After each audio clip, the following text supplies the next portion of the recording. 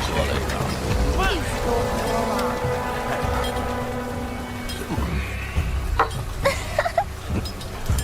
来嘛！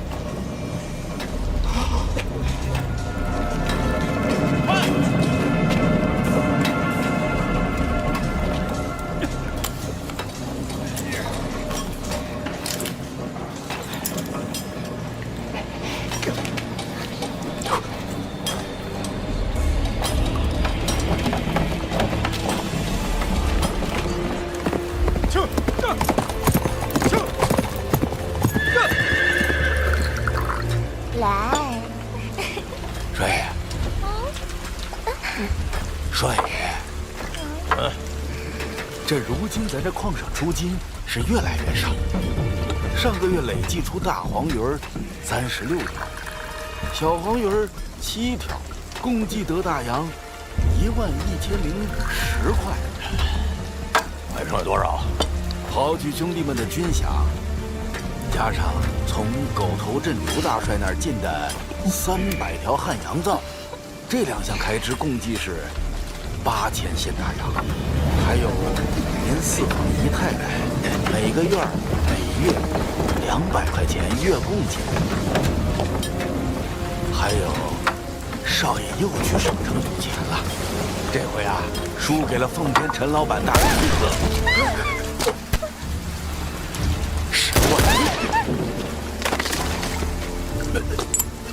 你他娘的，鬼鬼祟祟的，准没干好事儿。大帅息怒了，别生气，别生气，今晚身子可不好，别生气啊！大帅，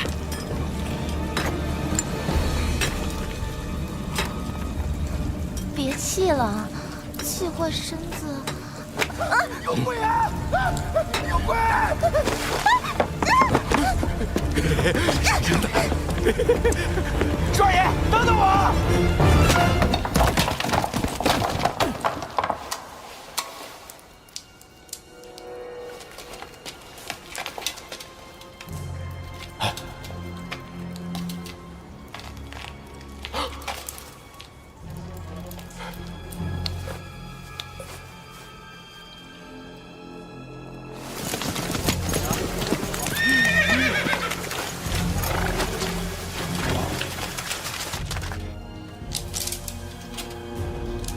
帅爷，帅爷，您看，这他娘是什么玩意儿？帅爷您有所不知啊，小的早年游历江湖，曾听传闻啊，这盗墓贼啊有摸金一脉，这个呀应该就是那摸金校尉的摸金符，里边肯定是大了。大帅，不好了，大帅！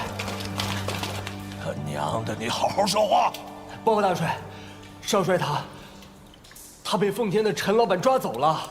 陈老板让人带话来了，说要今夜不还钱，他就把少帅的手砍下来。他娘的，把老子当泥捏的了！蓝才，在，带300兄弟连夜进城，把少爷给我带回来。常嘞，走啊！是，走，都跟我走！是。看什么看？啊！看什么看？干活去！走。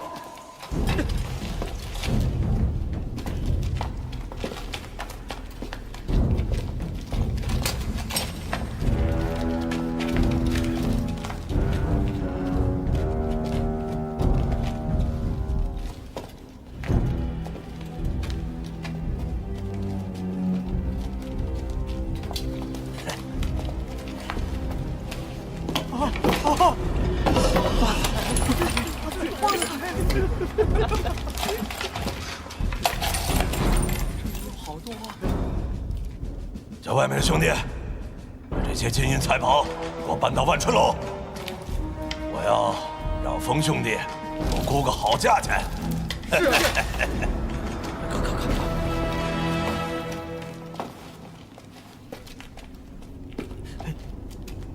大帅，情况不对，摸金校尉人点烛，鬼吹灯，那蜡烛明显是刚点即灭呀，怕是墓中有凶，所以这摸金校尉才没有取到墓中金银，还死在这儿。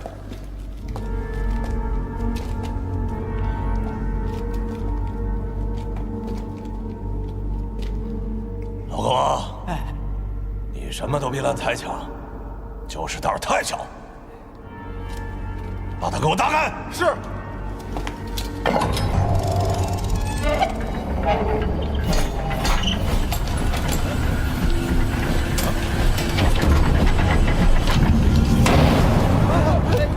这怎么回事？大帅，大帅，大帅，大帅，大帅，拿炸药来！是。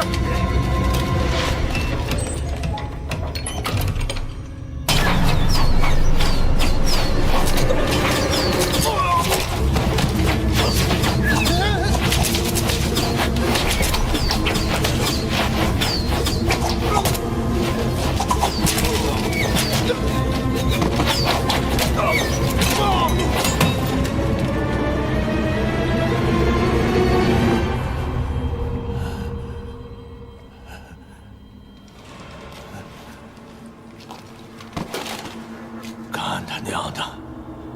算命的说老子能活到90岁，还有没有活着的了？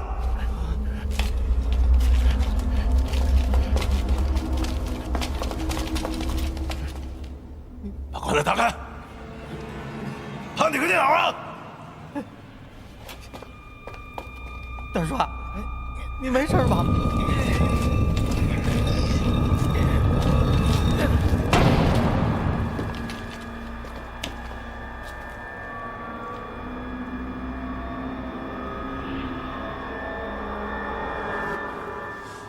真他娘的香啊！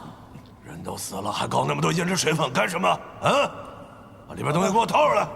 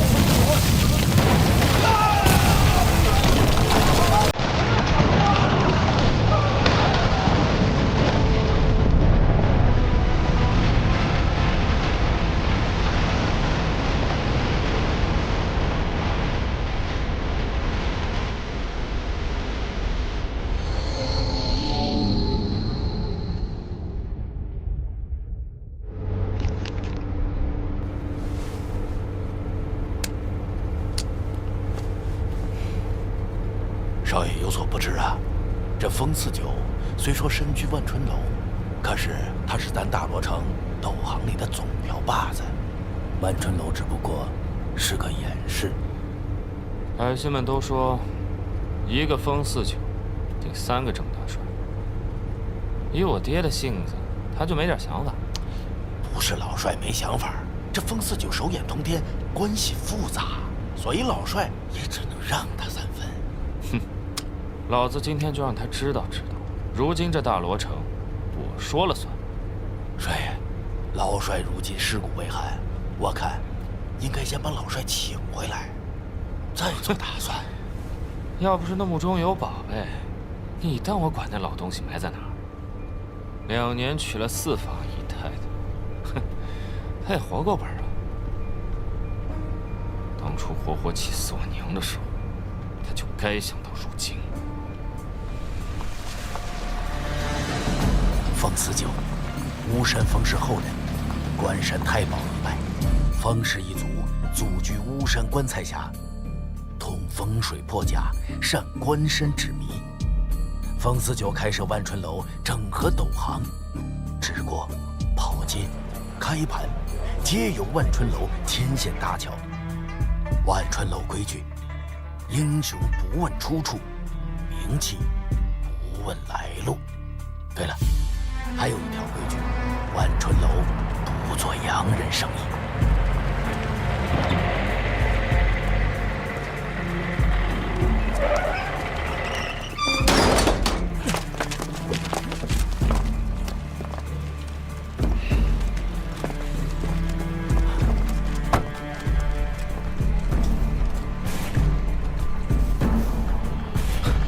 谨慎行事，清楚了吗？是。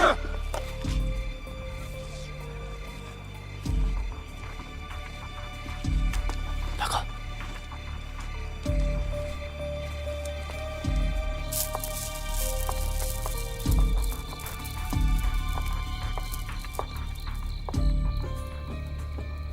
掌柜的，人来了，来者不善，如何应对？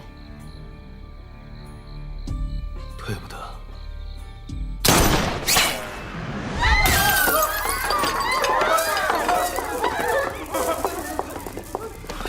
少爷，刚才跟您说了，不要冲动。你，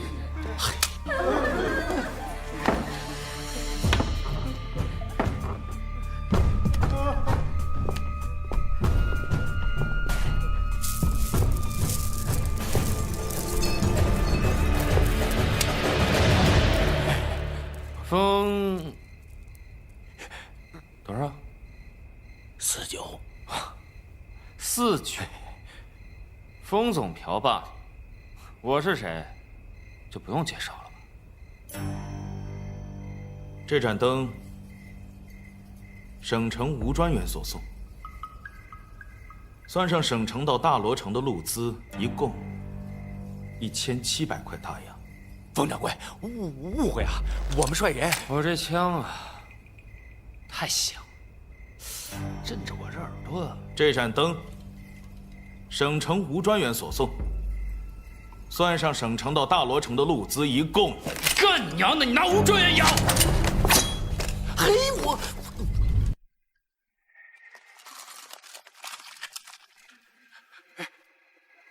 我告诉你啊，我们率人今儿来。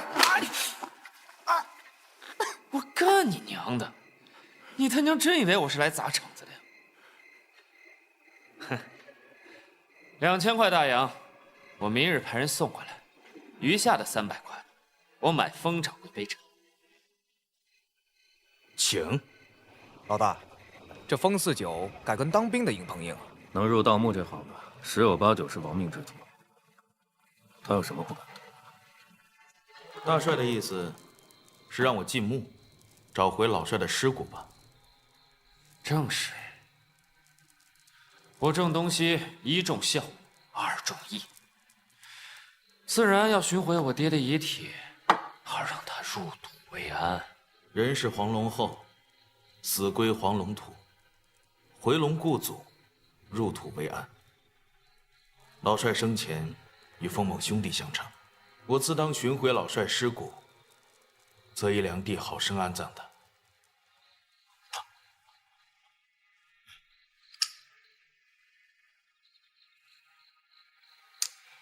今日还有一事，我派人打听过，这是一处大墓的地图，里面名器宝贝无数。我爹他在的时候，花钱没个章法，跟着他的兄弟们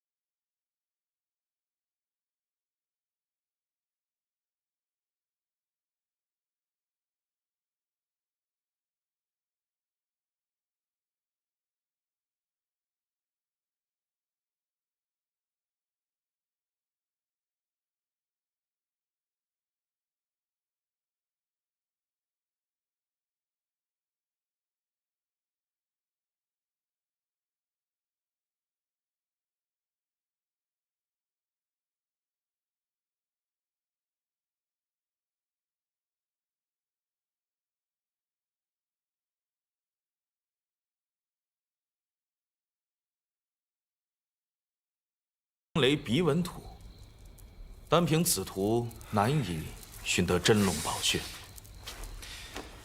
风掌柜，请说，我们何时动手？迎回大帅尸骨之后，即刻动身。好。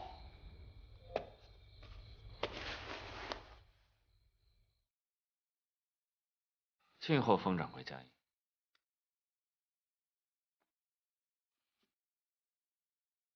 请。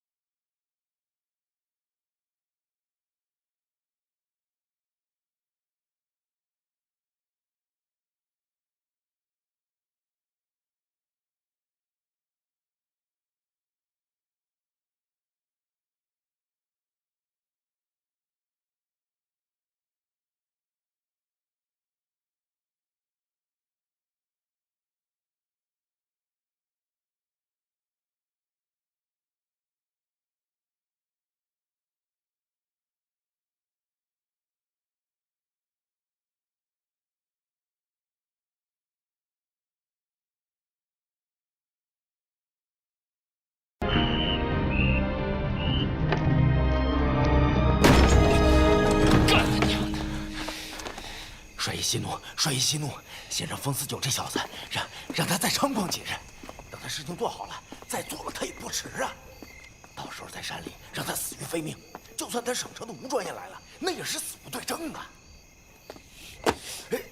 烂财，你他娘的老糊涂了！大罗城我说了算，到了穆里是那姓风的天下。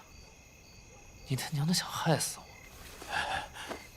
帅爷，风四九他们常年出入墓穴，精通各路机关。不过要想在里面做了他，咱也请一些斗门英雄来，这事儿不就妥了？你认识？大小姐这些年在省城是人脉甚广，请大小姐找几个斗门高手一起来，应该不难吧？马上去办。好，好嘞。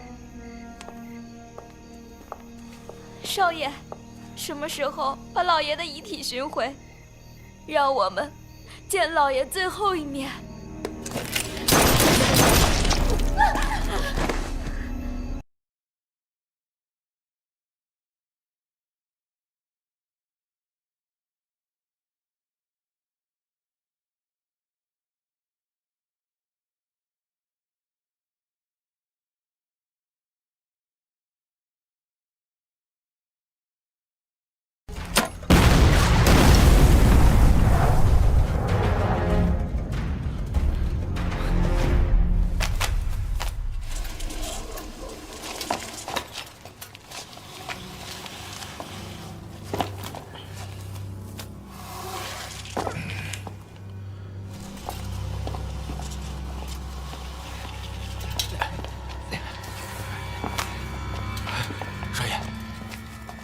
跟上。好嘞。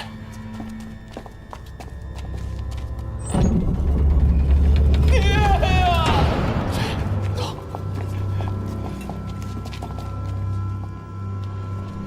我爹在哪儿呢？帅爷，老帅在那儿呢。爹呀！帅爷小心，这些都是机关呐。无妨，机关出动一次即毁，不会再伤人。干你娘的！那是我爹，爹呀！哎呦，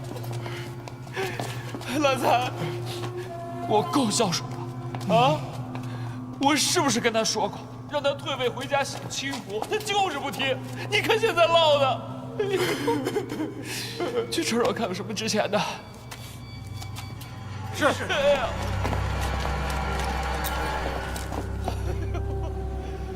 爹呀！哎呦，爹呀！哎呦！大家捂住口鼻。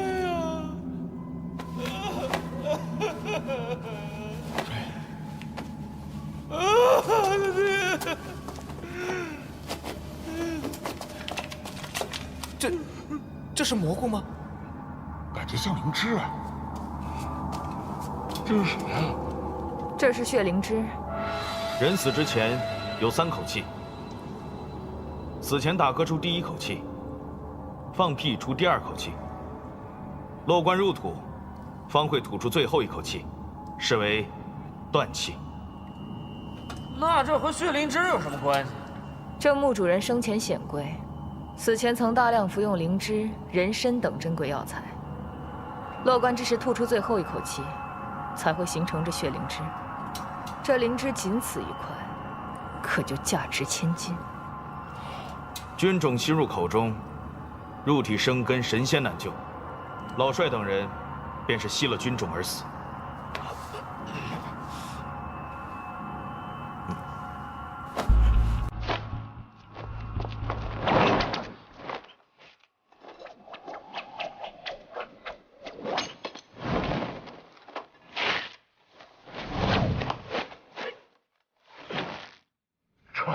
穿越！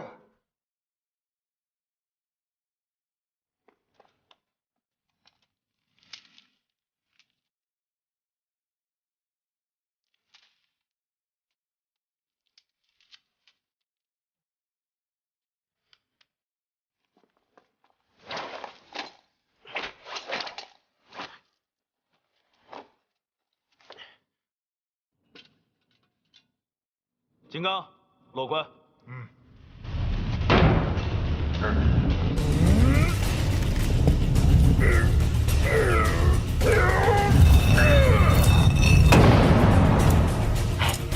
好啊，神力啊，神力！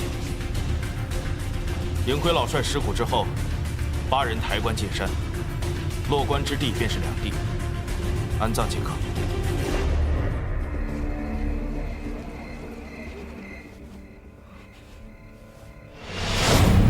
快跑！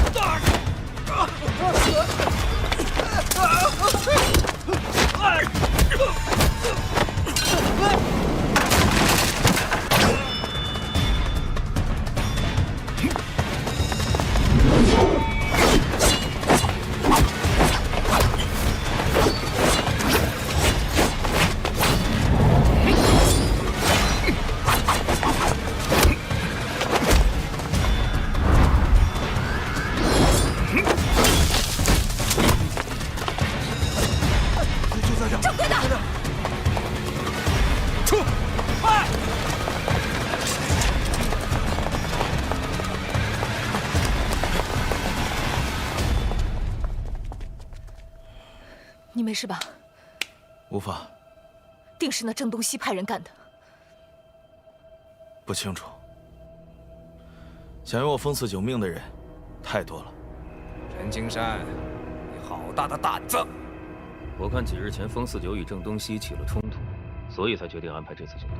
就算刺杀不成，也可以嫁祸给郑东西，借刀杀人。自作聪明。郑东西已经和风四九相约联手，共去山中墓葬。你觉得风四九还会怀疑这是郑东西出的手？是我考虑不周。郑家的郑小兰此刻正在省城招募斗门好手，你即刻赶往省城，接近郑小兰进入郑家。上头说了，若再次自作主张，那么第一个死的人，也许就是你。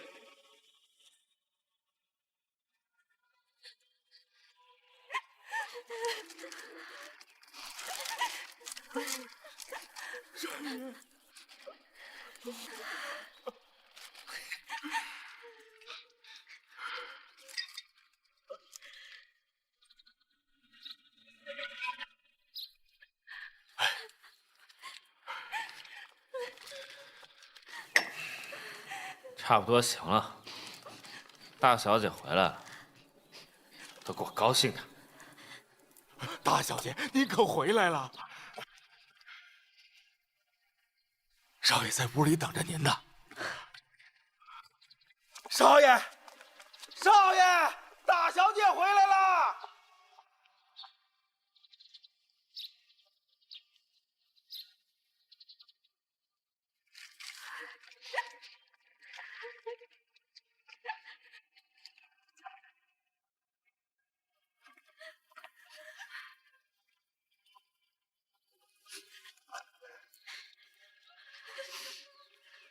老爷，大小姐回来看您来了。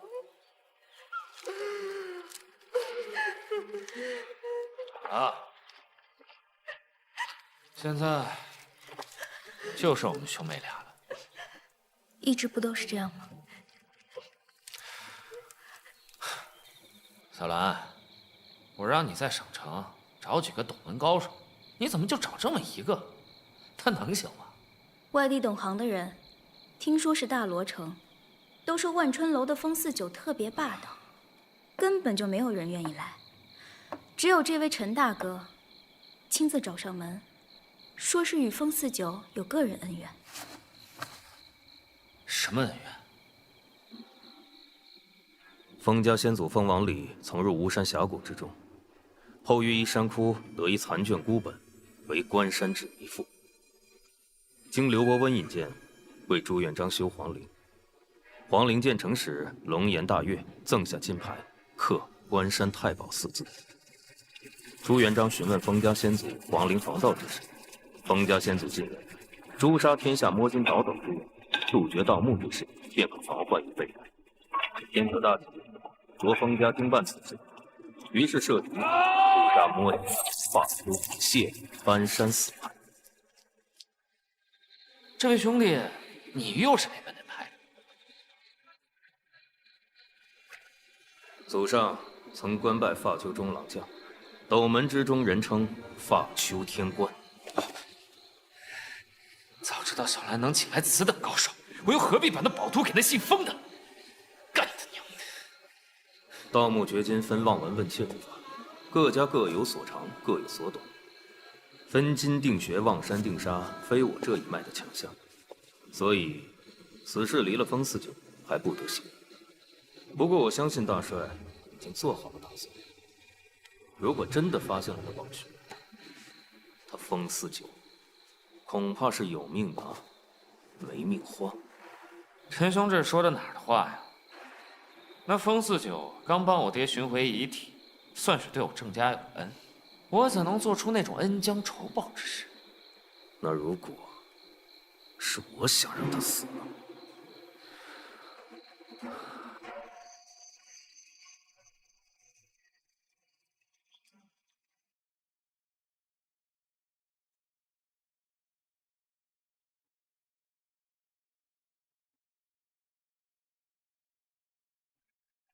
冯掌柜，力图所指，真的会有他墓穴保领吗？我曾派人去方圆百里打探，更是翻阅大罗城县志野史，已经找出线索。哦，封掌柜已知墓穴所在。这大罗城曾是东汉藩王的分封之地，藩王沉迷酒色，信奉金石丹药之术求取长生，不料丹成之日，却身中丹毒，一命呜呼。皇帝下旨厚葬，所葬之地就在此山中。听，还挖到帝王才是，那咱们不是发了？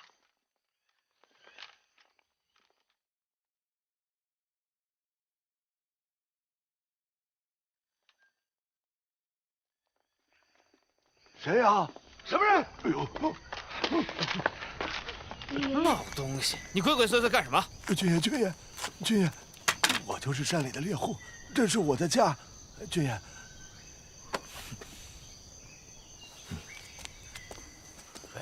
老先生可是常年在这山里打猎？对，老汉一辈子都在这山里打猎。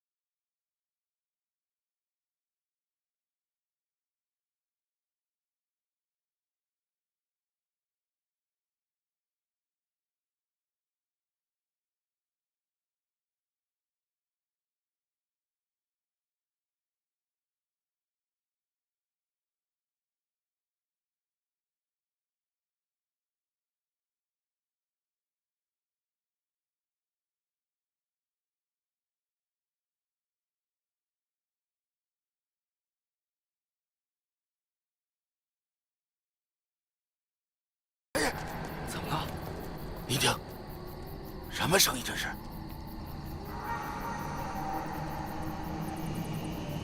莫非这就是老汉说的不归林？莫不是这林子里真有妖怪？风掌柜可懂得降妖之法呀？我掌柜的定能护你周全。你们在此稍等，我去探路。掌柜的，风掌柜的，我陪你去。无妨。哎，风掌柜，小心呐！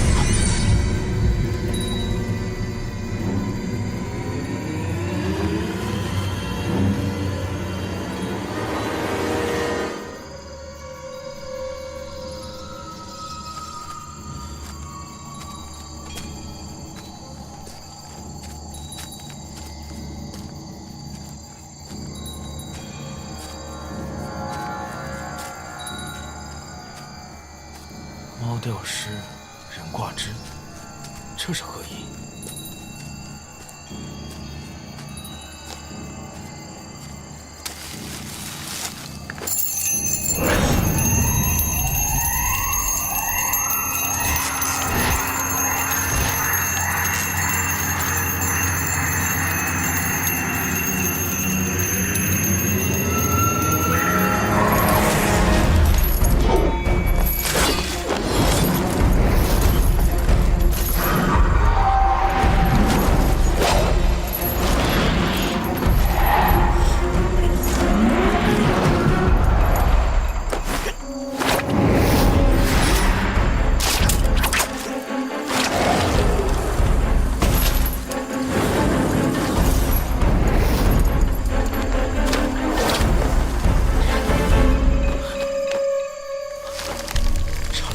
被鹰啄了眼，没想到我会折于此处。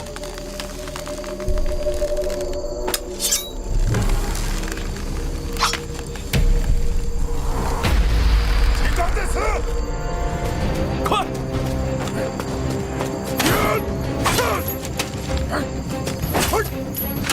三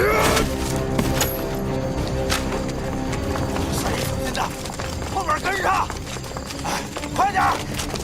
掌柜的，你没事吧？没事。看他娘的，这是闯进猫窝了。猫死挂枝头，狗亡弃水流。什么意思？传言猫为了向老虎学习狩猎的本事，就以自己吸血的本事进行交换。没想到猫学会了本事之后，就跳到了树上赖账。老虎只能把气撒在了担保的狗身上。狗跑进了河边的芦苇荡，才侥幸捡回一条命。保住一条命的狗发誓以后要报答芦苇，死后入河给芦苇做养料。自此之后，猫狗不和，狗见猫定追，所以才有了这个说法。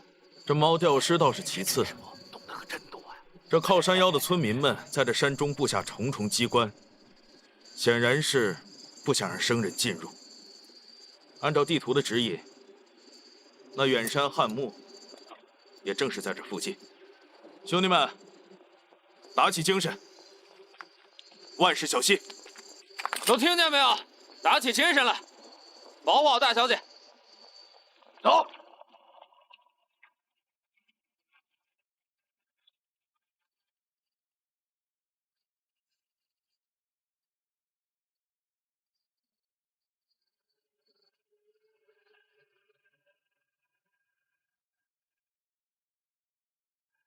哎，我说，冯掌柜，那就是没人的靠山腰。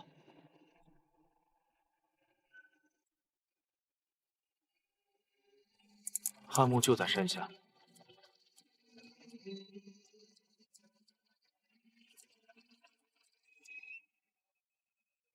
好个大王，有身无手，娘子不来，群山不开。烧柴起锅，煮了干沸，凿井伐岩，问鬼讨钱。鸟道纵横，百步9回。欲访地仙，先找乌鸦。关山指迷，茅塞顿开。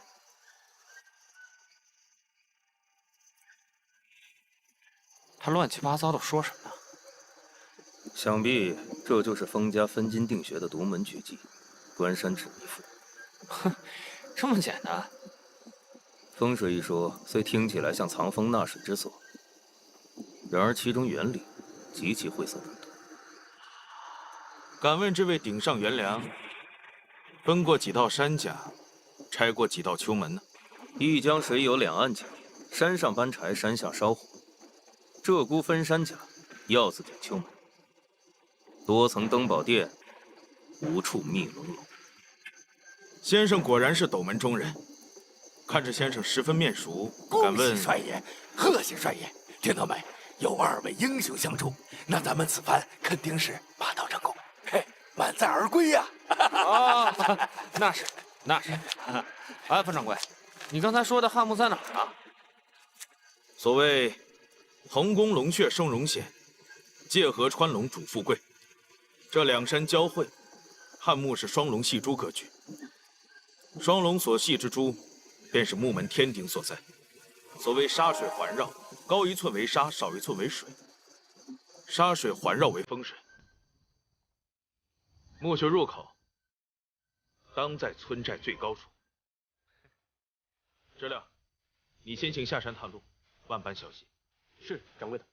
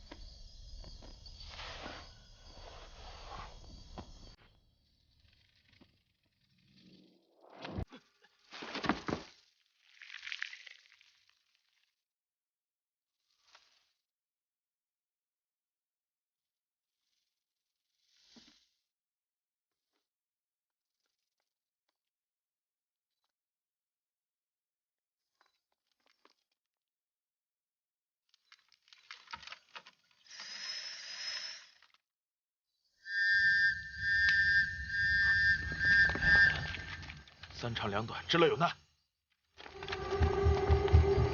快快快快，都跟上，都跟上！是，快点，都跟上！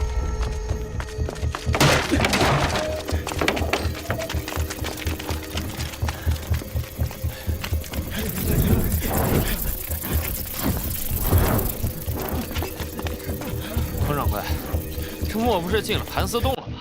这或许就是靠山妖吃人的妖精。掌柜的，掌柜的，山上有凶，你看这书。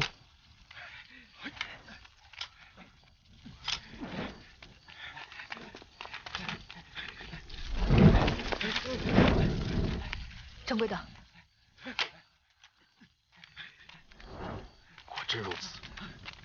这靠山妖的村民是汉墓的守墓人，在此世代居住，防止外人进入。没曾想，有人监守自盗，引发了诅咒。既然有诅咒，咱们还进不进这村子？我风四九从来就不信什么鬼怪诅咒之事。知了，进去看看。快快！是。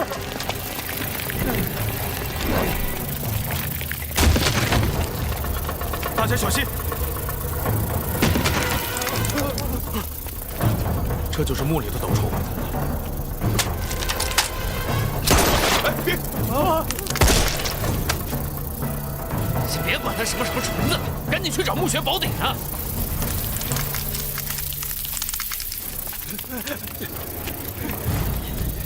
满村的羽拔都是斗虫所生，斗虫死，羽拔必疯，赶紧撤！快！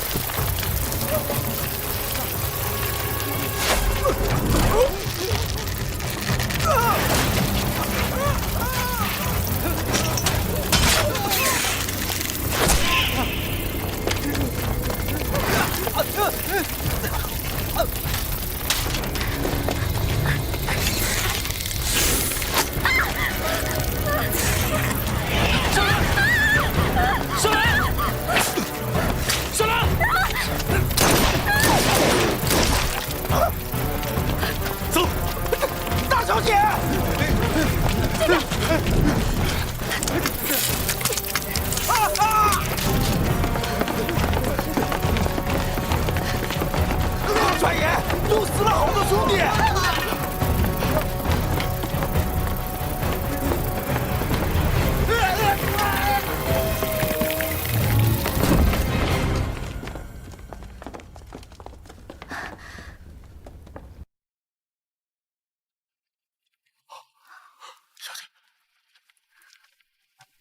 斗门之中一直有传言：一怕异木，二怕粽子，三怕石虎。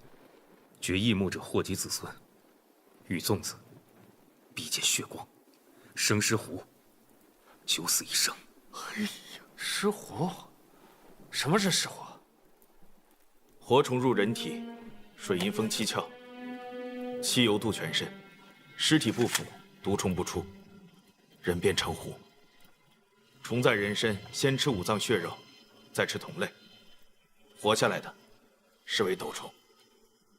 斗虫封尸，变为尸虎。我明白了，这定然是这地宫之中挖出了这守墓的尸狐，引出了斗虫，才会全部惨死。只是，只有这几具干尸，哪来的这么多蜘蛛啊？此凶名为羽拔，雌雄同体，但凡被此虫所咬，血肉之中便有虫卵，人便成了一个虫巢。3日之内，必死无疑。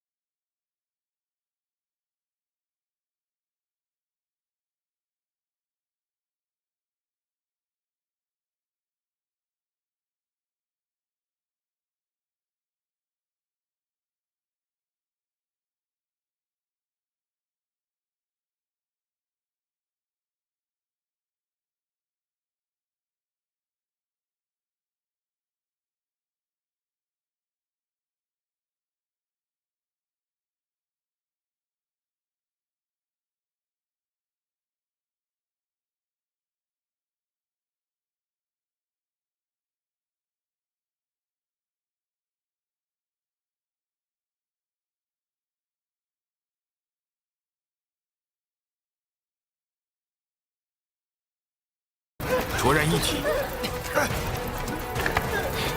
混沌之初，大有为始。少爷，又死一个！天为众阳之宗，地为太阴之象。时刻既破，天地初开。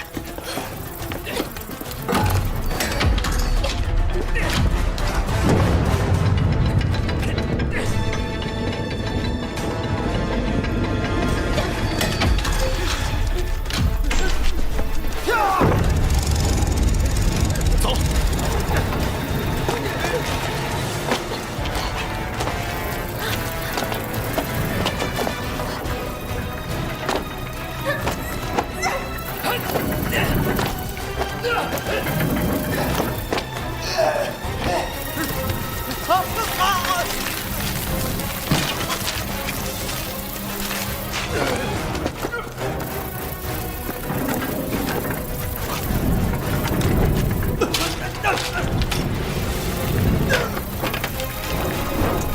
快走！走不了了。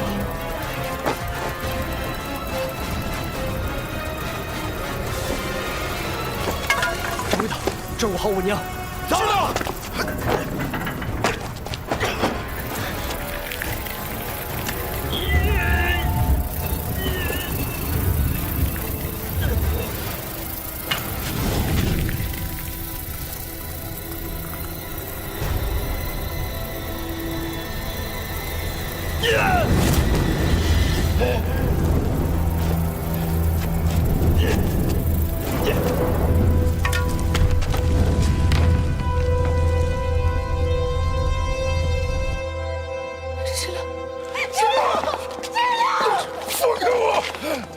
知了折了，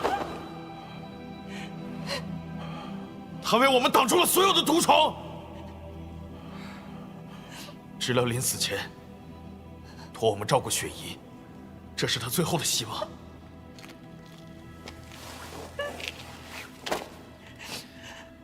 方掌柜节哀，那位好汉果真是重情重义，令人佩服。我看此地不宜久留，咱们还是去找那暮雪宝鼎吧。哎，少爷，这可万万使不得呀！你瞅瞅后面，咱们折了多少人马呀？那个不是跟了咱们这么多年的兄弟呀！要再走下去，我们大家可……我们现在出去，那弟兄不就白死了？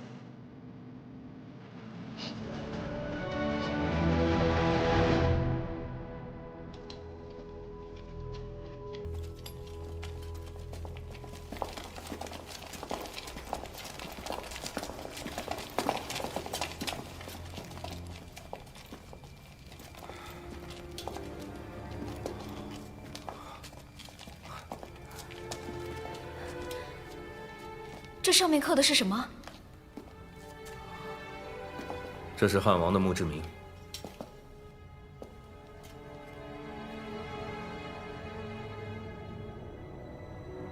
这汉王在封地横征暴敛，并非朝廷不知。他有一块汉高祖亲传下来的丹书铁券。丹书铁券？汉高祖刘邦为奖励重臣，以铁为器，以丹书之。有此丹书铁券，死罪可免，活罪可逃。哼，感情就是个免死金牌呗。我说方掌柜，这什么铁券，值钱吗？汉高祖亲手传下来的丹书铁券最为珍贵，存世稀少，价值连城。那既然汉王拥有了丹书铁券，可是他又是怎么死的呢？汉王因酒色掏空了身子之后，迷信金丹强身之术，炼制9转回魂丹。药引子竟然是999个童男童女。什么？古时候人烟稀少，那岂不得要屠尽一城孩童？此举终于天怒人怨，百姓揭竿而起，杀了汉王。幸好朝廷查明真相之后，赦免了百姓的谋反之罪。念及宗亲之情，把汉王及丹书铁券一同葬于此处山中。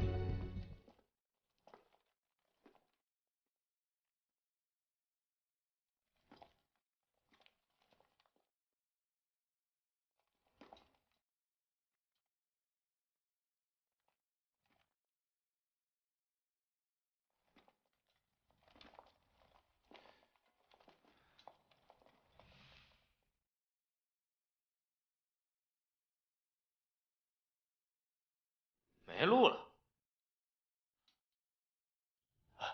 炸开！来人，炸药！木鼎相连金刚鼎，若是用炸药，怕是咱们都会被埋在这儿。那你说怎么办？这就是传说中的八卦箱。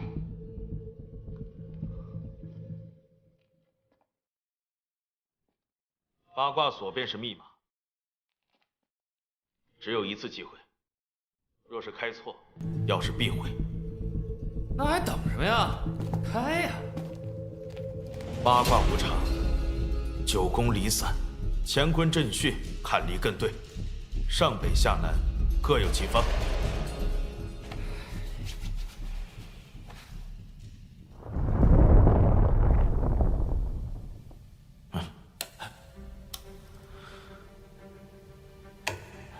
乾为马，主西北；坤为牛，主西南；巽为鸡，主东南；震为龙，主正东；艮为镐，主东北。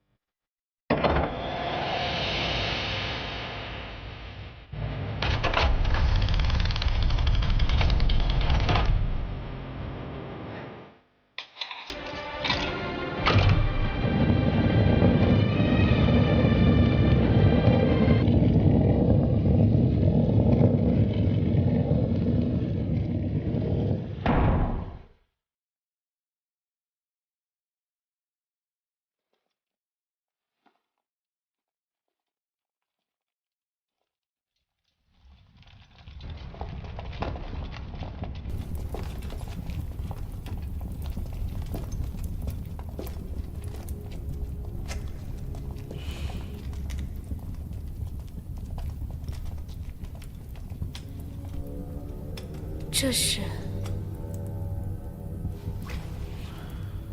只不过是达官显贵死后，想依然有人服侍在左右。如此看来，主墓室应该就在前方。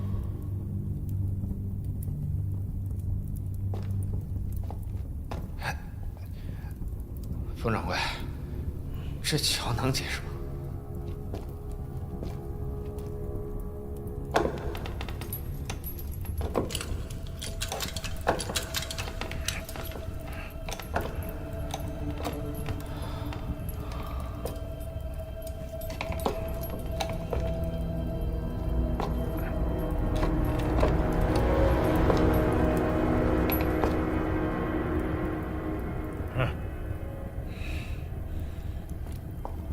南财，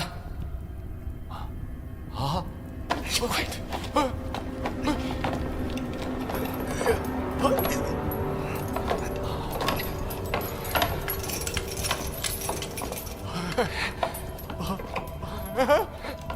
来，小心！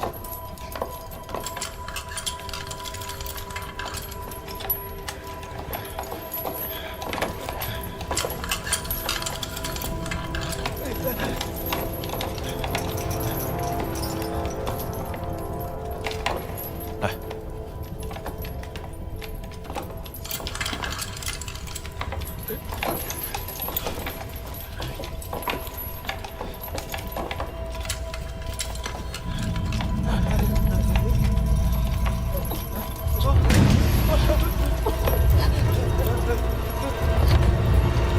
快点，快点！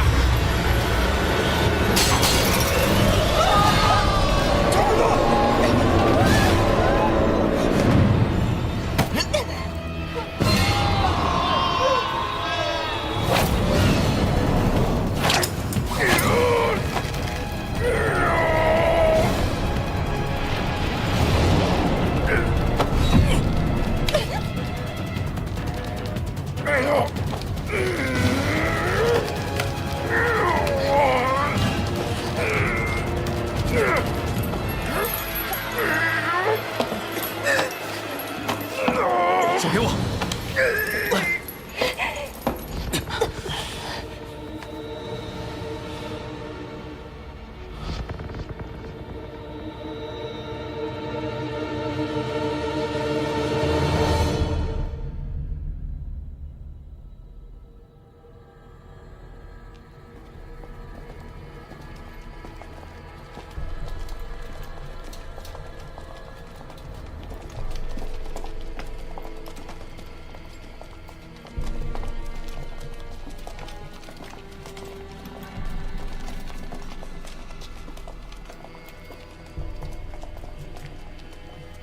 ！2口棺材，冯掌柜，这肯定是汉王2口子一起埋在这里，是吧？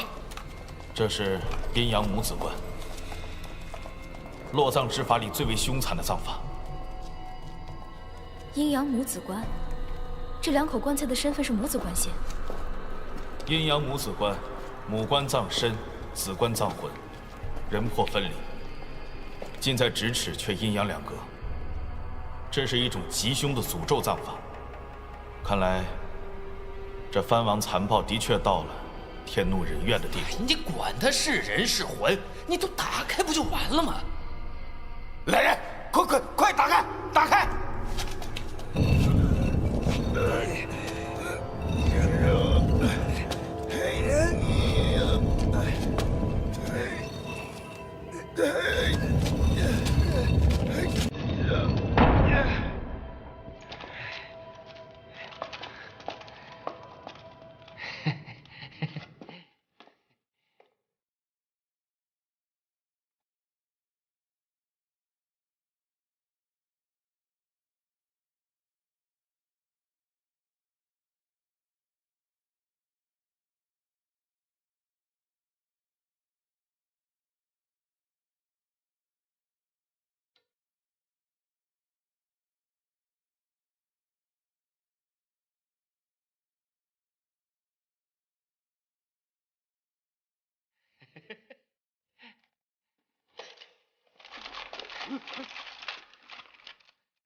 冯掌柜，你事先是对我有恩，但我先前答应了这位陈兄弟要取你性命，他才肯帮我，我好为难啊。果然如我所料。青山大哥，别叫我大哥！你是冯家大少爷，你知道这么多年，我爹死之后，我和我娘是怎么过的吗？你知道吗？啊！我娘死之前，我发过毒誓，灭你冯家满门。我爹临死前跟我说过，那把刀是陈伯父带过去的。如果我爹不杀陈伯父，陈伯父就要杀我爹。我爹是杀了陈伯父，可我爷爷却死在了你爷爷之手。冤冤相报何时了？陈兄弟，是你杀的还是我帮你？我不管你们什么恩怨，我只要宝物。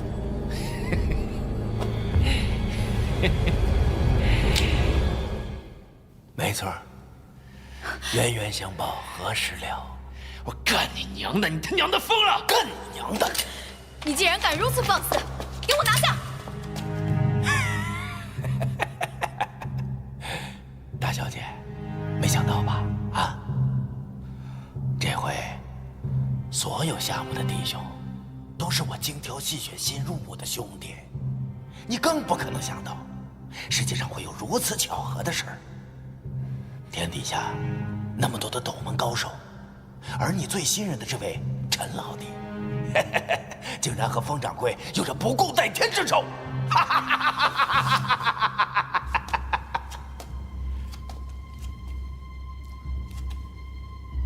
封掌柜，官山太保，这么多年着实令人佩服。如今这所有的宝贝我都唾手可得了，你没什么价值了。你是从小看着我长大的，再说我们郑家对你不薄啊！我呸！是啊，这么多年，我在你们家啊，伺候一老一少，你们一个好色，一个贪财。我问你，你们什么时候把我们当人看过？弟兄们，时候不早了，利索点儿，送他们上路吧。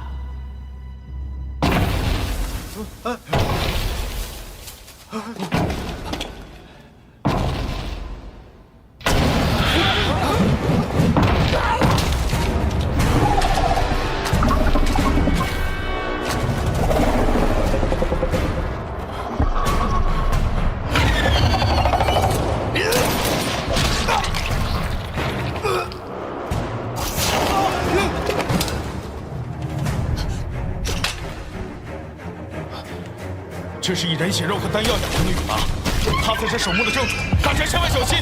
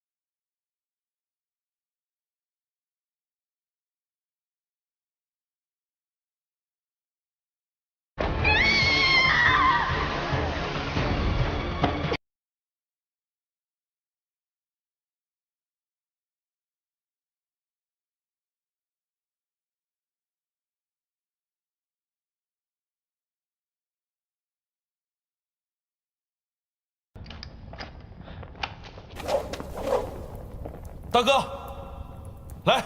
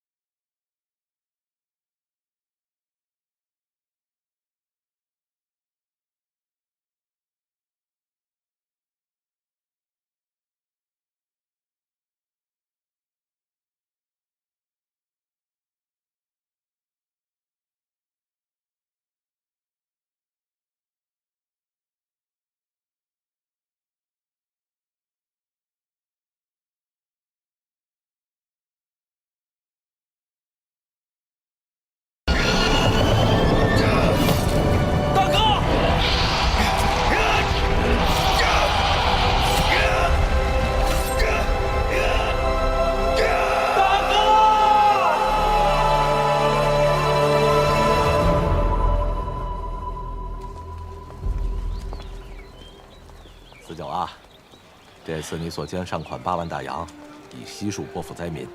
我替江南数10万灾民，谢谢你。哎，国家兴亡，匹夫有责。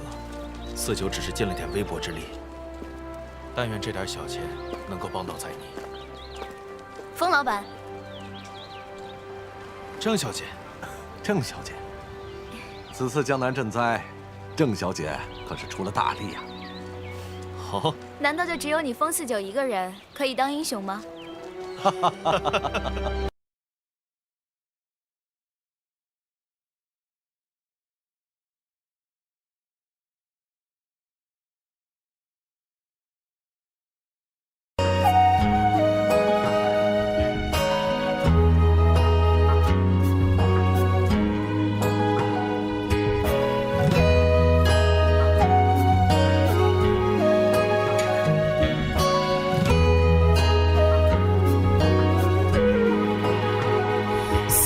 今古今梦人，青丝见血为归还。灵犀木酒幽魂，孤影见闻在我三上总了痕。一问千里归期处，二问生死算何物？三问与君同途，赴黄泉路西处处，生独常在远哭。经过家宴长郎君，长尽余生把往昔。可恨一句你，奈何与几丝相遇。二问那汉明人第4年诸葛，到这里可也只把王成就成江中物。书中无梦话，屡残浑身轻薄。前言南北留记一个，不曾将回泪一句落句是我见过火堂歌。名流过谁的错？虞姬又奈若何？为霸王饮恨与二人任评说。自知你怕我黄泉路上孤影太落寞，于是把爱恨藏河，心于风中皆成作。